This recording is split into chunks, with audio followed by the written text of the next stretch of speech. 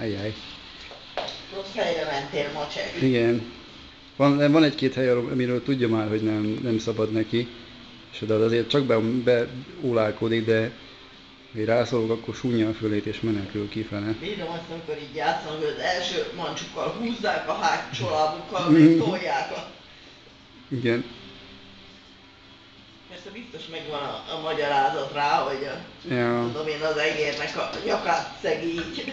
Ja, lehet, hogy valahogy arra megy ki.